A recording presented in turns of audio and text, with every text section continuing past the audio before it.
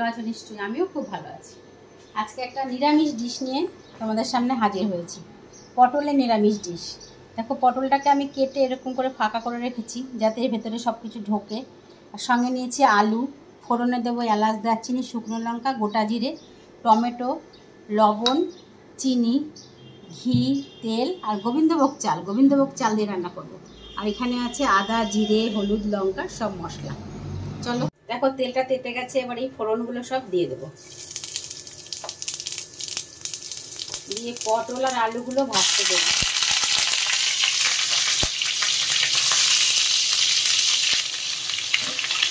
দেখো তেল ছেড়ে গেছে, এবার এটা সেদ্ধ হওয়ার জন্য জল দেবো। দেখো আলু পটলটা ভাজা হয়ে গেছে, এবার টমেটোগুলো দিয়ে দেবো আর এই মশলাটা দিয়ে দেবো।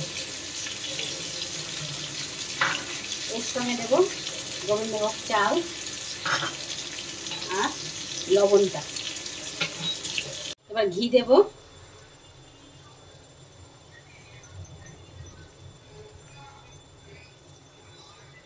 লঙ্কা দুটো ছেড়ে দেবো আর চিনি দেবো, এটা একটু মিষ্টি মিষ্টি হবে।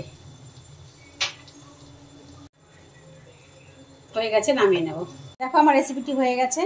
এরকম নিরামিষ ডিশ তোমরা বাড়িতে বানিয়ে খেও। অনেকের বাড়িতে তো নিরামিষ খাবার হয়, বানিয়ে খেও। আর আমার চ্যানেলটিকে লাইক, কমেন্ট, শেয়ার এবং সাবস্ক্রাইব করো, যাতে আমি অনেক রকমের রেসিপি তোমাদের সঙ্গে শেয়ার করতে পারি। তোমরা সুস্থ থেকো, ভালো থেকো, টাটা।